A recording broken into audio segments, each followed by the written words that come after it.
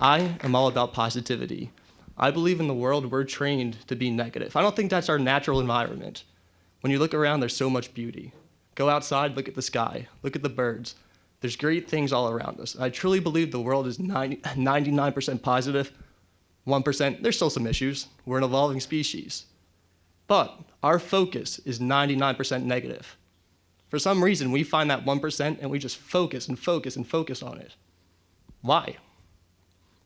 When I started focusing on the strengths with my students, everything changed. Not only with my students, but with my world. The only reason I'm up here is because I complimented a few of my students and it went viral. A few simple compliments changed everything. Before we move on, I want to tell you why I'm sitting. I hate standing. Just a few moments ago, I was in there, I was thinking about pacing back and forth and what I'm going to do with my hands, and it drove me crazy. Then I thought about my students. They have to fit into that same mold by society. They want to get out of their desk and they want to flap their hands and jump up and down, but they can't. They can't meet their full potential because we hold them to that standard. I was concerned with the standard you had for me, that I get up here and I stand at a podium and I seem like a sophisticated, intelligent young man. That's not who I am. Not saying I'm not intelligent, but I can't stand there and be robotic. It's not me. It's just not in my DNA. I'd rather sit here and have a conversation. So when I am able to do what I truly am, I'll connect with you on a deeper level. Same thing with my students. If I force them to sit there, if I force them just to listen to me, when they want to get up and flap their hands and dance around, they're going to feel just as tense as I would have been pacing around this room. That's how they would have felt. How do I go to the next one? Ooh, you know what? Why not? We're all friends here. We're all comfortable. All right, so before we move on, I want to talk about affirmations. An affirmation is a positive thing you say to someone. It can change someone's world, yet we never do it. I even think about my own family. When's the last time someone in your family called you and said, not I love you, that's just a blanket statement. Everyone says that. When's the last time someone complimented you? When's the last time someone looked you in the eyes and said, I appreciate everything you do in the world? Has your boss ever done that? No one does it. Nobody does that. Yet, we all have that ability. I want you to just take 10, 20 seconds. This might be the most awkward moment of my life, so please just try it. Find someone you don't know and compliment them.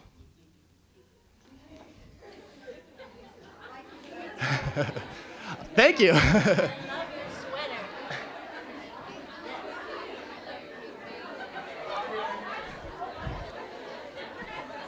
Thank you. Do I just click? I appreciate it.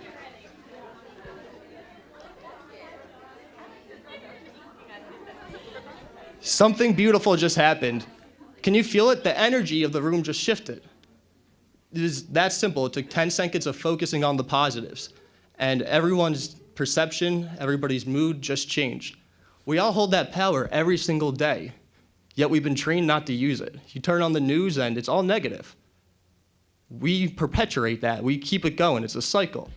Until, as a society, especially teachers, parents, we're creating the reality for students.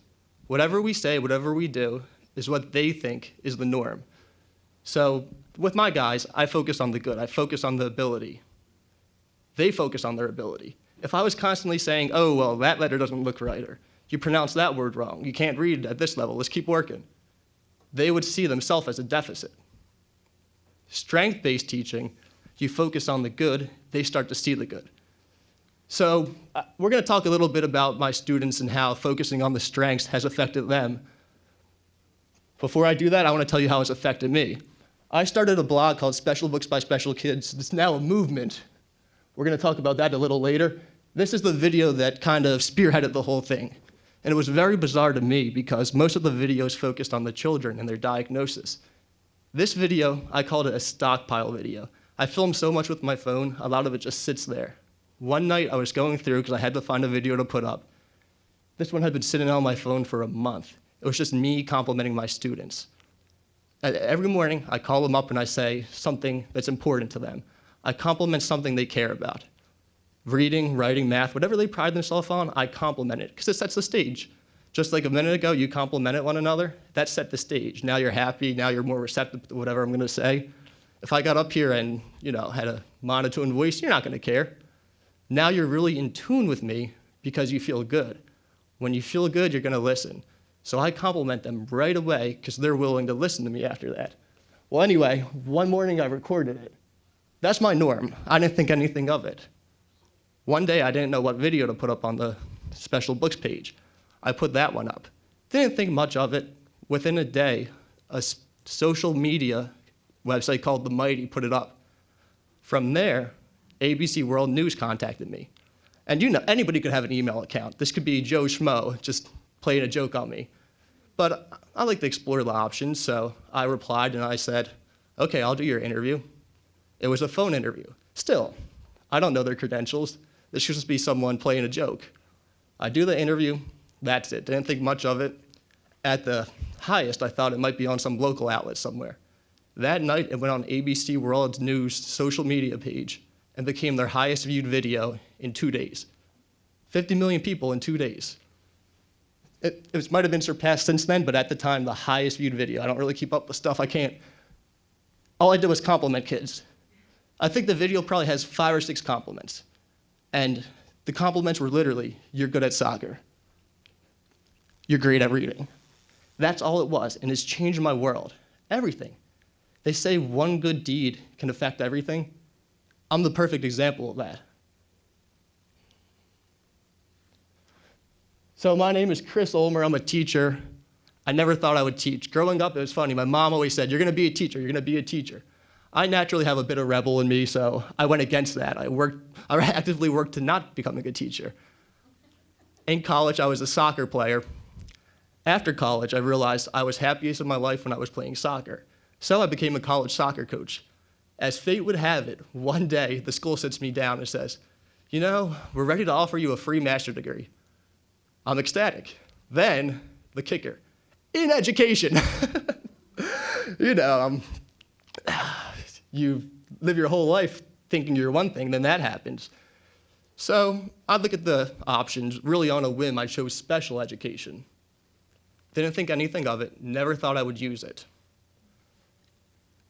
3 months later, I went into the classroom, fell in love with it. Didn't tell my mom right away, but now it's what I do, it's what I love. I moved to Florida 3 years ago and started teaching special education. I had 8 students with a variety of conditions. I'm still teaching those kids today. We have become like a family. I've seen them grow so much just through the power of affirmations. The power of the individual. We discussed this a little bit. Every individual has the ability to affect others. Teachers, therapists, parents, especially, children are forming their reality. They don't know a thing about the world. When you come in, you don't know. I like to coach soccer. For the first time ever last year, I coached 4-year-olds. Oh my goodness, they don't know a thing about soccer. They don't know you have to kick the ball into a goal. They don't know that. You would assume that someone was born with that knowledge, but we're not born with any knowledge. Every opinion, every idea you form, even if you don't realize it, was taught to you. Maybe not verbally, you observed something and you formed your opinion. So when you're interacting with children or clients or your students, they're forming their opinions about the world. They're also forming their opinions about you. So everyone has the power to form others' opinions. You have the power to build others and yourself up. We're talking about the effect on students and kids, yourself too. Everyone has negative self-talk. I do it more than anyone, but I just told you, before I came on here, I'm like, oh man, walking around and pacing around a stage, it seems intimidating. Why not be myself? Why just sit? Don't listen to your negative self-talk. Build yourself up. When you start to do that, you'll find the good in others. Like I find the good in my students, and there's a lot of good in them. So what is an affirmation? Could you just get up there and tell your students you like their hair, you like their shoes? I believe it has to be personal. It has to come from observation. One of my students, 3 years ago, he could not read. He could not read and he could not write. What I mean when I say he could not read or he could not write is his level was tested and it was below a pre-K level, which is the lowest level you can come in at. So I sat there with him and we tried to read a book. I noticed he could read elementary words like the, a, n. As soon as he got to a word that was a bit more difficult, he would cry. He would throw his book and quit. So I assumed that it wasn't a learning deficit, It was a confidence deficit. If he wasn't willing to try, how could he test? How could he gauge his ability? The number one thing in life is trying. So rather than focus on his inability to read at the moment, I focused on the words he could read. He read the word the, I did cartwheels. I told him he's the smartest guy I ever met. I told him he's going to be an author, a best-selling author. He's going to do great things in his life. This was his confidence when he started. This was the obstacle. You're not going to get over that with low confidence. I started providing him with affirmations, affirmations that I realized he needed from observation. His confidence raised, it raised, it raised. That obstacle became nothing because he built himself up so high. Within a year, he went from not being able to be tested to a 6th grade reading level. Now we are 2.5 years into our relationship together. He can read it at an 8th grade level. That's all from affirmations. To be honest, I think 99.9% of what I did with him doesn't have to do with teaching methods. It doesn't have to do with teaching strategies. It is all about building his confidence, making him feel like he has the ability, and accepting him the way he was and getting him to his full potential, rather than saying, well, this isn't where he should be. This is where typical kids start. Why don't we just try to push him there and then get him there? No. I saw where he was and built upon that. So if you take a look at my friends, I call my students my friends. Let's touch on that for a second. So I call them my friends because students with special needs rarely have the opportunity to socialize. They go to school, their teachers are their teachers. They go home, their parents are their parents. The parents have a responsibility. They have to raise them. They can't necessarily always be the friend. But they don't have that ability for social interaction. If I don't model that for them in school, where are they going to get that? If I don't show them what a true friendship looks like, they may go through their whole life never knowing what it's like to form a relationship. Look at my friend on the top right there. You'll probably notice a lot of things about that picture. I guarantee you don't notice that he is diagnosed with autism. The first time I met him 3 years ago, I went to give him a high five. He ran the other way as fast as he could. I tried to engage with him for 5 minutes. Not once did he say a word. Not once did he look me in the eye. I didn't care. He doesn't know me. What does he owe me? I just started thinking about how I'm going to get him to engage with me. It was through affirmations.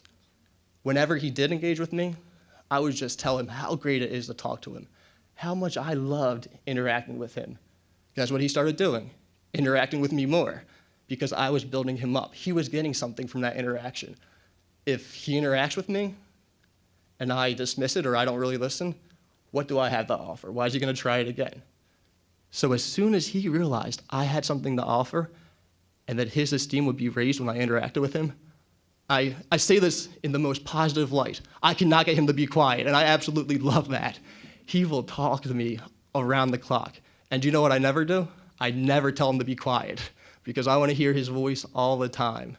He sings, he dances, he does amazing things. He taught a lesson. If you follow us on our blog, he taught a lesson. Sesame Street shared it. The Sesame Street social media shared his lesson. And remember, this all started because I complimented 3 kids. The power of affirmations is just, I can't wrap my head around it. I really can't. So look at this young lady on the bottom right there. Same thing. You'll notice her smile. You'll notice her body language. You would never guess that she lives with a diagnosis called speech apraxia. That is a speech disorder. It affects, essentially, you have the same thought process as anyone else, but you can't communicate with words. When I think about that, I believe if I was her, I would feel isolated. I would feel lonely. I would feel like there's no one in the world I can connect with. Look at her. Do you think she has those feelings? Not a chance in the world, because she knows she's accepted. She knows when she enters my classroom, she is going to be loved, nourished, and appreciated for the way she is. And I'm not focusing on the differences in her neurology, but I'm focusing on what she can do, what she can provide, which is so, so, so much. So now, I laugh when I see these two because they mean a lot to me. You'll notice how they have their arms around each other. They are doing what I taught them. They are affirming one another. They see me doing it. They see me high-fiving them. Every day I compliment them. Look at how they treat each other. It became their reality. They saw it in my classroom. They thought that's how my classroom functions. What if the whole world functioned that way? What if you gave someone a high five walking down the street? That would become the norm. Wouldn't that be a fun world? You just high five people walking down the street? I would love to do that. But in my classroom, I kind of look at it as a little social experiment. We are modeling for the next generation what their norm is. Every word, every movement, every mannerism, they are picking up on it. So we touched on the individual voice. Let's talk about the power of our collective voice. I realized if I wanted to make an impact in the world, I couldn't do it alone. I really am appreciative of Mark Zuckerberg because he's created an outlet where we can all connect and push together to really better our society. I didn't start posting on social media. My idea was to create a book series called Special Books by Special Kids. It's funny because I've never published a book, don't have any books out, yet everyone knows the name. My original idea stemmed from what I saw when I went out into the public with my students. There was a disconnect, a large disconnect, between people who had no special needs exposure and my students. I noticed that there was a bit of fear. Like I said, I coach soccer. I invited one of my students out to the team. The other coaches, they wanted to interact with him, but they didn't know how. And they wouldn't interact with him out of fear. In no way was it some kind of hatred. They probably wanted to interact with the kid. They thought he was just as great as any of the others. But they felt they did not have the necessary social skills to do so. That child, he's different. They could see that. We're all different, but you can't always see it. Since he has a visible difference and he was flapping his hands, the other coaches were scared to engage with him. Out of fear, maybe of offending someone, I don't know. I had the idea to create a book series in which my students explain their diagnosis so that anybody could read it and understand, oh, they're amazing. I do want to interact with them. I am ignorant to 99.9% of things in the world. The term ignorant gets a negative connotation. If you look at the definition, all it means is you don't know something. If you say you're not ignorant, you're lying. I get in a car, I press the pedal, it drives. What's going on in that engine? I'm ignorant. I have no clue. Most of the world doesn't have access to the special needs community. They're ignorant. That's not an insult. That's reality. How are they going to know if they don't have a way to know it?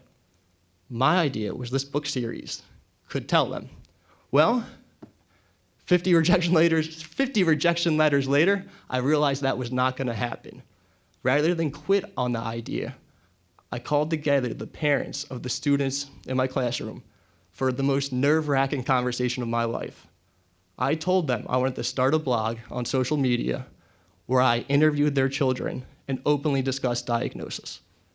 I wanted to state the kid had autism and have a conversation with him about what's going on in his mind, what his life is like. And that would destroy that barrier. The people who wanted to know but couldn't know could find it on what everybody goes on every day, Facebook. It would just pop up while we're scrolling mindlessly. Everyone does it. They all accepted. They were all aboard. The very first video I did, I sat down with one of the guys who had the glasses. He is missing the part of his brain that connects the two hemispheres. It's called the corpus callosum. I looked him in the eye and I said, what is it like to be you? None of this is scripted. I have no clue what he's going to say. But what he said made me understand that what I'm doing is going to have a true impact. He looked me in the eye and he said, if you were me, it would be a whole different reality. A 10-year-old kid who's missing part of his corpus callosum, he's so in tune, he's so aware, he's able to communicate that. That changed my world. When I uploaded it to our blog on social media, it maybe had 10, 20 views. I understood that there's building blocks, but let me tell you, that's a bit disheartening when you put something that special out there. That's all the attention it receives, and then you scroll a little bit down and you see a monkey on a unicycle and it has 20 billion views. Starts to make you question your faith in humanity just a little bit, but I stayed persistent. And like I said, The power of affirmations. That video of the affirmations changed my world forever. And although my main purpose is not to make everybody a happy-go-lucky society, at first I just wanted to educate the world on what these children are like. Through that video of the affirmations, I drew in so much attention that I can now parlay into what's really important, creating an accepting culture where everybody's appreciated, where everybody, if you're not understood, you're still willing to learn. And that dialogue has now started with a few simple affirmations. And I mean simple in the truest sense of the word. All I did was compliment the students for something that they needed compliments in.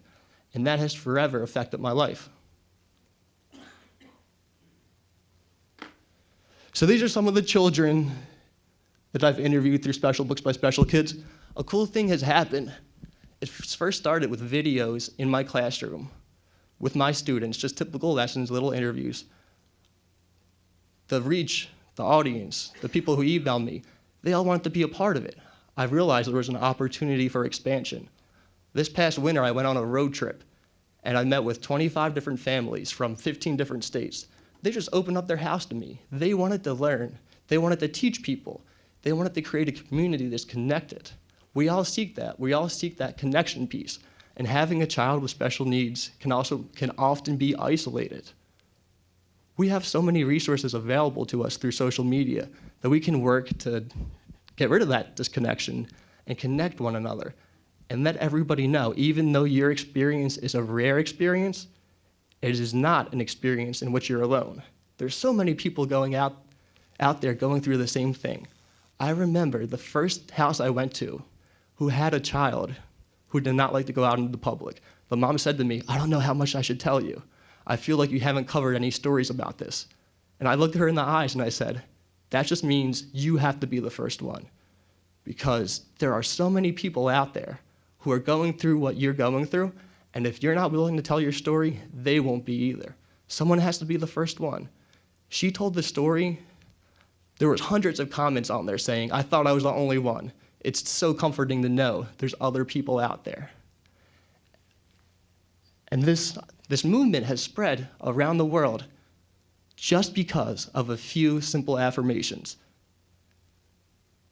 So if that's the effect it has for me, think about what you just said to someone at the beginning of this presentation. They're going to take that with them.